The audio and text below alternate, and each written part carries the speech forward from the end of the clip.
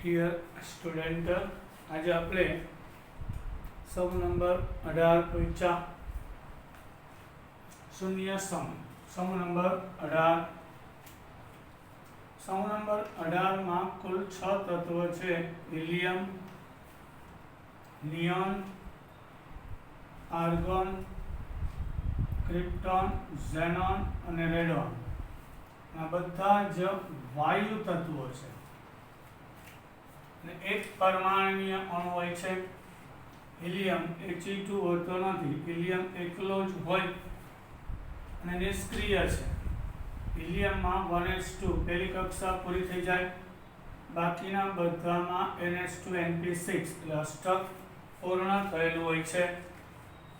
એટલે ઇલેક્ટ્રોન મેળવવાનું કે ગુમાવવાનું બિલકુલ વલણ હોતું નથી, એટલે ખૂબ જ નિષ્ક્રિય છે. તેઓ ખૂબ જ ઓછા સંયોજન બનાવે છે, તેને ઉમદા વાયુઓ કહેવામાં આવે છે.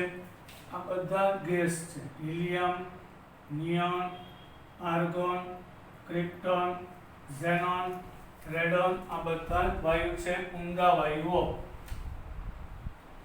હવે આપણે એના ભૌતિક ગુણધર્મો પૂછ્યા. બધા ઉમદા વાયુ એક પરમાણુય હોય છે. હિલિયમ, નિયોન, He2 શક્ય નથી, He2 શક્ય નથી. એક પરમાણુય હોય છે, તેઓ રંગવિહીન છે, એને કોઈ કલર હોતો નથી. આ બધા સ્વાદ વિહીન વાયુ છે. પાણીમાં અલ્પ દ્રાવ્ય હોય છે.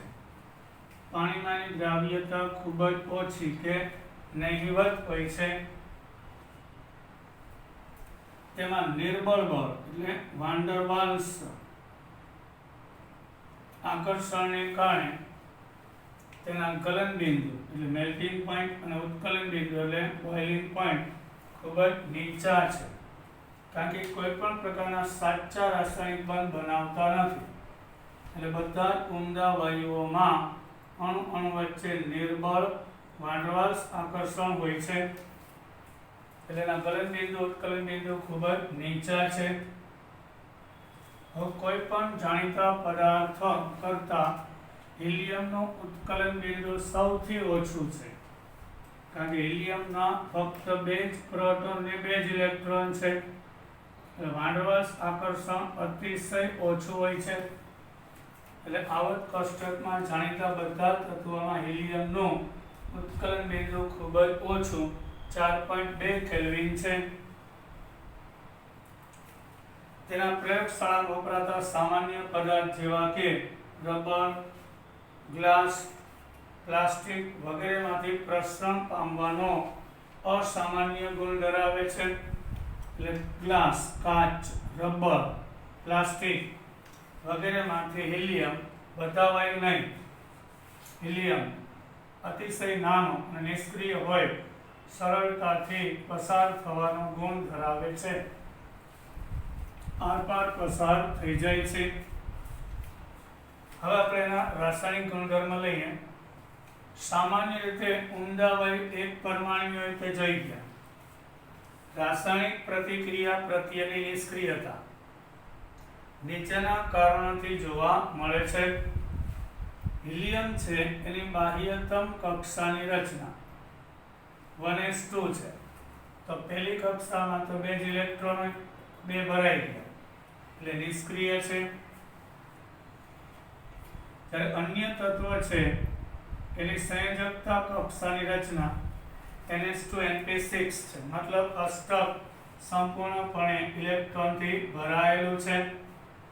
એટલે ઇલેક્ટ્રોન ગુમાવવાનું કે મેળવવાનું બિલકુલ વલણ હોતું નથી, એટલે નિષ્ક્રિય છે. તેની આયનીકરણ એન્થાલ્પી ખૂબ જ ઊંચી હોય, દેખીતી વાત છે. S કક્ષકમાં 2, P માં 6, P અને S બંને સંપૂર્ણ ભરાયેલી છે. કેન્દ્રનું ભરાયેલી કક્ષક ઉપર આકર્ષણ ખૂબ જ વધારે હોય અને P6 આમ પણ વધુ સ્થાયી છે. આયનીકરણ એન્થાલ્પી ખૂબ જ ઊંચી હોય છે અને ઊંચી ધન ઇલેક્ટ્રોન પ્રાપ્તિ એન્થાલ્પી હોય છે. એટલે કે હિલિયમ કે આવા નિષ્ક્રિય તત્વ છે એનું બિલકુલ ઇલેક્ટ્રોન મેળવવાનું વલણ હોતું જ નથી. જો આમાં આપણે ધરાધરા એક ઇલેક્ટ્રોન દાખલ કરીએ તો નવી કક્ષા ખોલવી પડે, તો બહારથી ઉર્જા આપવી પડે, એટલે ઇલેક્ટ્રોન પ્રાપ્તિ એન્થાલ્પીના ઊંચા ધન મૂલ્ય, એટલે ઇલેક્ટ્રોન પ્રાપ્ત થાય ત્યારે ઉર્જા મુક્ત નહીં થાય, હેલોજન સમૂહની જેમ પણ બહારથી ઉષ્મા આપવી પડે છે, એટલે ઊંચી ધન પોઝિટિવ ઇલેક્ટ્રોન પ્રાપ્તિ એન્થાલ્પી હોય છે. નેલ બોર્કલેટે વૈજ્ઞાનિક ઊંડા વાયુઓની પ્રક્રિયાનો અભ્યાસ કર્યો હતો અને તેણે પ્રથમ O2 PTF6 નામનો લાલ રંગનો સંયોજન બનાવેલો હતો. બરાબર, O2 PTF6 O2 અને PTF6 સંકીર્ણ બનાવ્યું. તેણે અનુભવ્યું કે આણ્વીય ઓક્સિજનની પ્રથમ આયનીકરણ એન્થાલ્પી ઓક્સિજનના અણુની પ્રથમ આયનીકરણ એન્થાલ્પી 1175 કિલોજૂલ પ્રતિ મોલ છે. ઓઝોનની આયનીકરણ એન્થાલ્પી 1170 સાથે સામ્યતા ધરાવે. તેણે આવા જ પ્રકારના બીજા સંયોજન બનાવ્યા. xenon PTF6- પ્રકારના સંકીર્ણ બનાવ્યા જે PTF6 અને xenonના મિશ્રણથી બને છે. આ પ્રકારની શોધ થયા બાદ ફ્લોરિન અને ઓક્સિજન જેવા વિદ્યુતઋણીય તત્વોમાંથી xenon સાથે જોડાય અને ઘણા સંયોજન બનાવે છે. એટલે વિદ્યુતઋણીય એટલે xenon છે વધુ વિદ્યુતઋણતાની ચાર્જ છે અને 3.5, એટલે xenon ઓક્સિજન અને ફ્લોરિન સાથે સંયોજન આપે છે. પછી આનાથી ઓછી વિદ્યુતઋણતાવાળા કોઈ તત્વ સાથે xenon સંયોજન બનાવતો નથી. ક્રિપ્ટોનના સંયોજન ઘણા ઓછા છે. ક્રિપ્ટોન ડાયફ્લોરાઇડ ના વિગતવાર અભ્યાસ કરવામાં આવેલ છે. રેડોનના સંયોજન અલગ કરી શકાતા નથી કારણ કે રેડોન રેડિયોએક્ટિવ તત્વ છે. રેડિયો ટ્રેસર પદ્ધતિની મદદથી એના સંયોજનનો અભ્યાસ થાય. રેડોન ડાયફ્લોરાઇડ જ્યારે આર્ગોન, નિયોન, હિલિયમ ના સાચા સંયોજન હજી સુધી ક્યાંય જાણવા મળેલા નથી. હિલિયમ, નિયોન, આર્ગોન સંયોજન બનાવતો જ નથી. xenonના ફ્લોરિન સાથેના સંયોજનો. xenon 3 પ્રકારના ફ્લોરાઇડ આપે છે. xenon ડાયફ્લોરાઇડ, xenon ટેટ્રાફ્લોરાઇડ અને xenon હેક્સાફ્લોરાઇડ. યોગ્ય પ્રક્રિયા પરિસ્થિતિ દ્વારા સીધી પ્રક્રિયાથી બનાવી શકાય છે. હવે આપણે લઈએ xenonની ફ્લોરિન સાથે. એટલે xenon વધારે માત્રામાં લેવાનું, ફ્લોરિન ઓછું, અને 673 કેલ્વિન તાપમાને 1 બાર દબાણે xenon ડાયફ્લોરાઇડ આપે છે. XeF2. xenon પાસે 8 ઇલેક્ટ્રોનમાંથી 2 બંધમાં વપરાય છે. હજી 6 બાકી છે. હવે XeF2 નો આકાર પૂછાય રેખીય, સમકરણ પૂછાય, બોન્ડિંગ પેર 2, લોન પેર 3.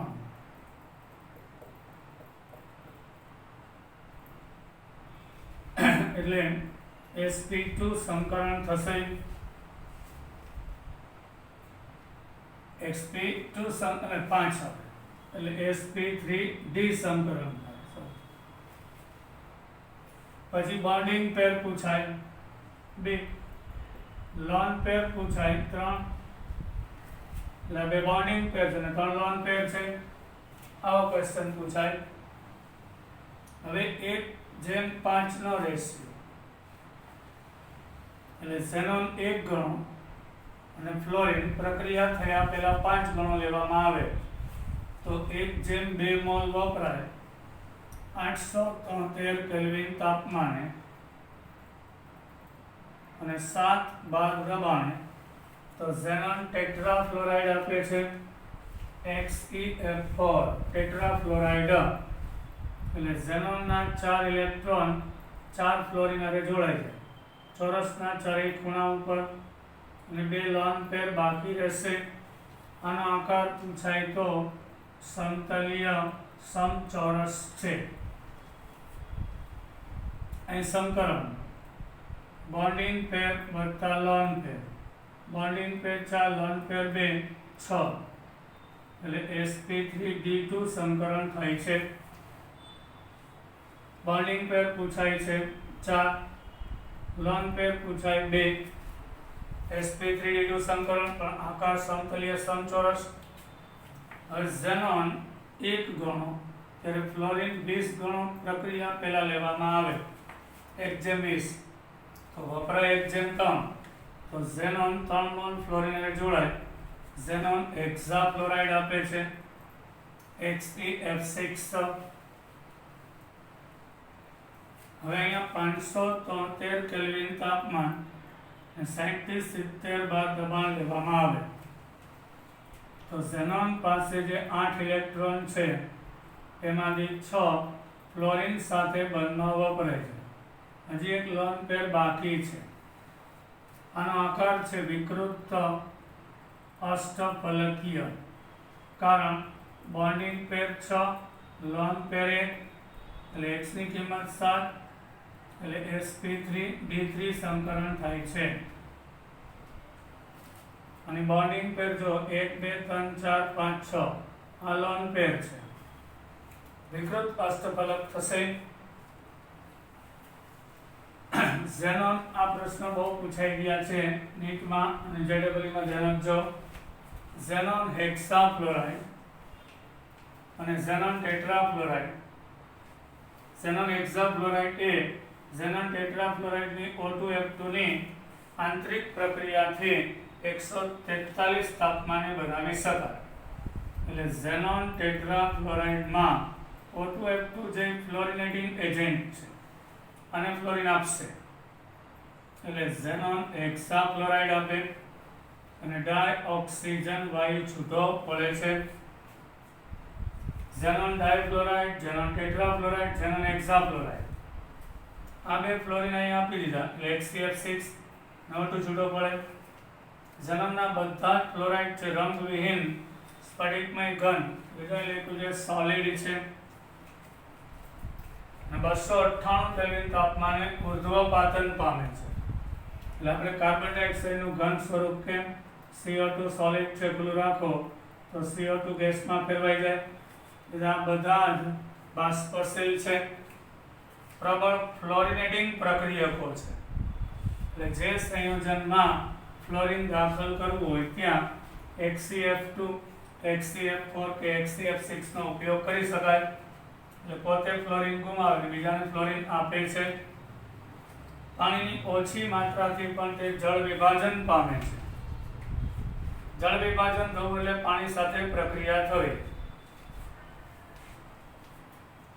2 મોલ ઝેનોન ડાયફ્લોરાઇડ જે ઘન છે 2 મોલ પાણી સાથે પ્રક્રિયા કરે એમાંથી 2 mall xenon gas 4 hydrogen 4 fluorine 4 mall hydrofluoric acid અને O2 ગેસ આપે છે.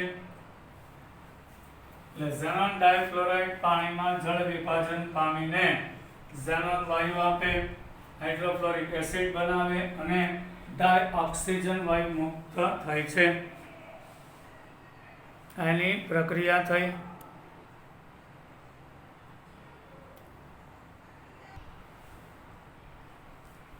બીજા કેટલાક વધારાના સંયોજન.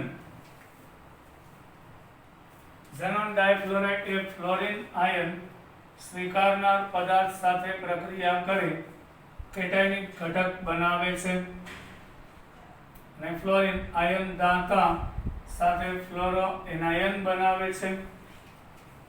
ઝેનોન ડાયફ્લોરાઇડ હોય એમાં +2 -1 PF5 માં અન્ય કક્ષક ખાલી હોય ડી કક્ષક એટલે અહીંથી ફ્લોરિન છૂટો પડે એટલે HCF+ બનશે આ ફ્લોરિન મેળવી સવર્ગ સહસંયોજક બંધથી જોડાય,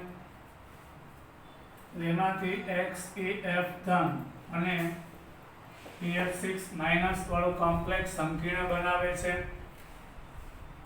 તો આયોડિન પેન્ટાક્લોરાઇડ IF5 નું નામ છે ઇલોઇસ એસિડ છે,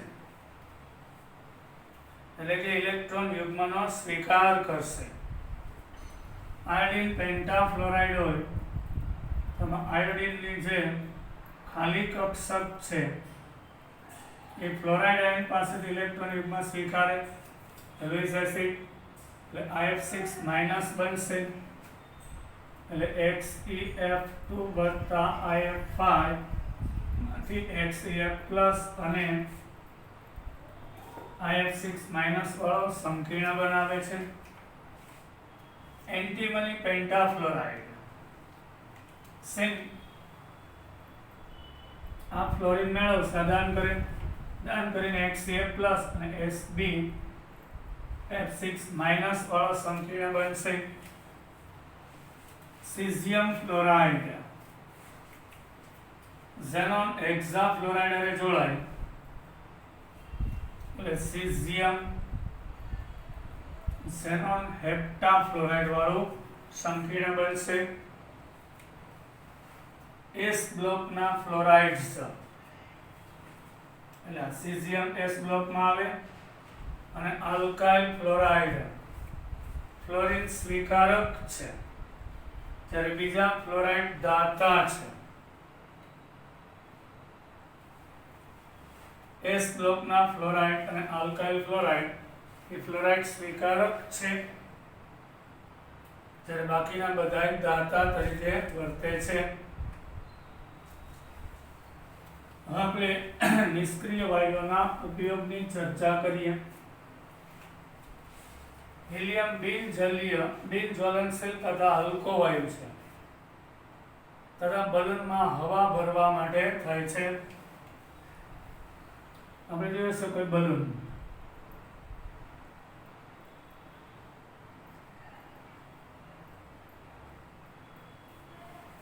એમાં હિલિયમ વાયુ ભરેલો હોય, એ હલકો છે, અહીંયા હવા છે બહાર, હલકો છે એ બલૂન ઉપર જશે, પછી એને ગરમ કરી એટલે ઘનતામાં ઘટાડો થાય, હજી વધારે ઉપર જશે. ન્યુક્લિયરને હિલિયમ ગેસ વડે ઠંડુ પાડવા માટે ન્યુક્લિયર રિએક્ટરની અંદર હિલિયમ વાયુ રાખવામાં આવે, રિએક્ટરની ગરમી શોષાઈ જાય અને ઠંડુ કરવા માટે વપરાય છે. પ્રવાહી હિલિયમ ક્રાયોજેનિક તરીકે વપરાય છે. પ્રબળ અતિવાહક ચુંબક બનાવવા માટે પ્રબળ અતિવાહક ચુંબક બનાવવામાં પણ હિલિયમનો ઉપયોગ થાય છે. નિયન ડિસ્ચાર્જ ટ્યુબ બનાવવા માટે થાય છે. આપણા ઘરની અંદર જે ટ્યુબલાઇટ હોય છે એ ટ્યુબલાઇટ નીચા દબાણે વાયુ ભરીએ નિયન એ ડિસ્ચાર્જ નળી કહેવાય, એમાં નિયનનો ઉપયોગ કરવામાં આવે છે. આર્ગોન ધાતુ અલગીકરણ પ્રક્રિયામાં નિષ્ક્રિય વાતાવરણ ઉત્પન્ન કરવા થાય છે. એટલે આર્ગોન નિષ્ક્રિય છે, તો જે જગ્યાએ હવાની હાજરીમાં પ્રક્રિયા થઈ જતી હોય અને હવાની બદલે આર્ગોન ધાતુની અલગીકરણ પ્રક્રિયામાં નિષ્ક્રિય વાતાવરણ ઊભું કરવા ભરાય છે. પછી ઝેનોન અને ક્રિપ્ટોન વિશિષ્ટ હેતુ માટે પ્રકાશીય બલ્બ બનાવવામાં પણ તે ઉપયોગી છે.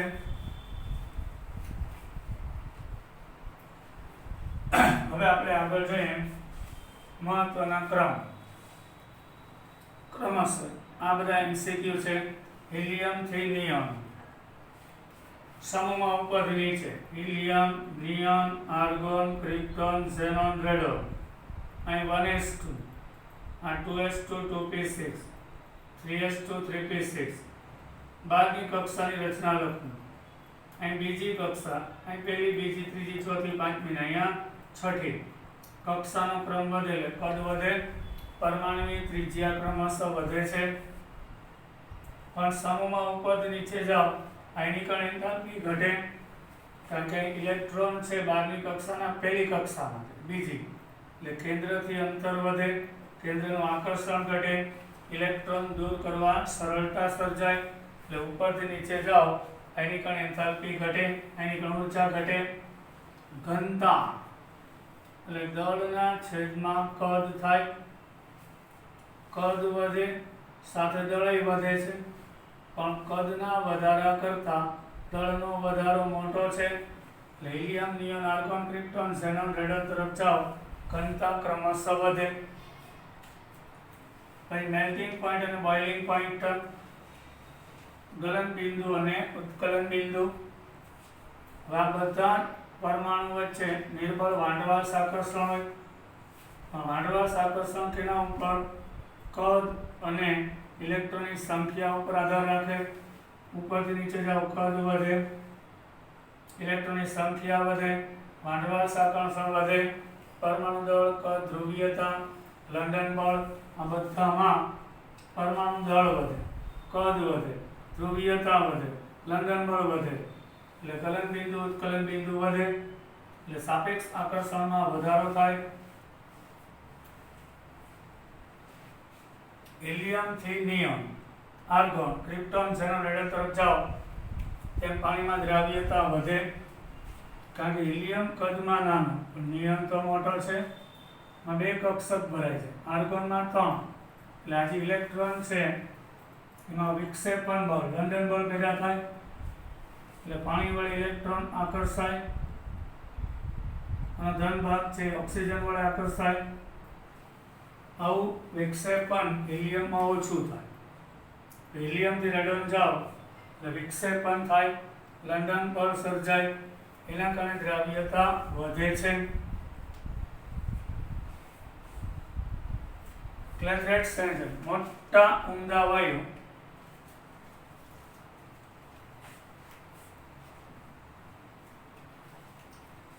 ક્લેથરેટ સંયોજન કોને કહેવાય?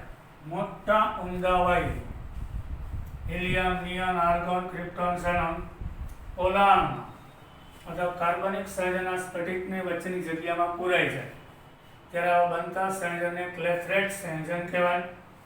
ઝેનોન ડાઇક્વિનોલ, બેન્ઝીન રિંગ ઉપર OH સમૂહ છે, તેમાં 2 અણુ વચ્ચે વાંઢવાસ આકર્ષણ આંતરાણ્વીય હાઇડ્રોજન બંધ રચાય. આનો ધનભારિત હાઇડ્રોજન અને ઋણભારિત ઓક્સિજન સાથે, તો આ બેની વચ્ચે ઝેનોન આવી જાય. ઊંડા વાયુઓ અને કાર્બનિક સંયોજન વચ્ચે આવા દ્વિધ્રુવીય પ્રેરિત દ્વિધ્રુવીય બળો રહેલા હોય છે. જ્યારે હિલિયમ અને નિયોન છે એ કદમાં નાના હોવાથી ક્લેથરેટ સંયોજન ન બને, કારણ કે એમાંથી વચ્ચેથી સરકી જાય. આ ફિક્સ બેસી જવા જોઈએ. ઊંડા વાયુ અને કાર્બનિક સંયોજન વચ્ચે દ્વિધ્રુવીય પ્રેરિત દ્વિધ્રુવીય કણ જોવા મળે. એટલે ઝેનોનની અંદર બહારની કક્ષાના જે ઇલેક્ટ્રોન છે એના કારણે એક છેડો ધનભારિત અને એક છેડો ઋણભારિત બનશે. ધનભાર અને ઋણભારનું આકર્ષણ દ્વિધ્રુવી પ્રેરિત, એટલે આ ધ્રુવીય છે, આ અધ્રુવીય. તો આની ધ્રુવીયતાની અસર અહીં થાય એટલે લંડન બળ સર્જાય, એના કારણે તે બનાવે છે. પણ હિલિયમ કે નિયોન આવા ક્લેથરેટ સંયોજન બનાવી શકતા નથી, કેપેબલ હોતા નથી, કારણ કે કદ ખૂબ જ નાનું હોય છે. અહીં સુધી આજે આપણે રાખીએ છીએ.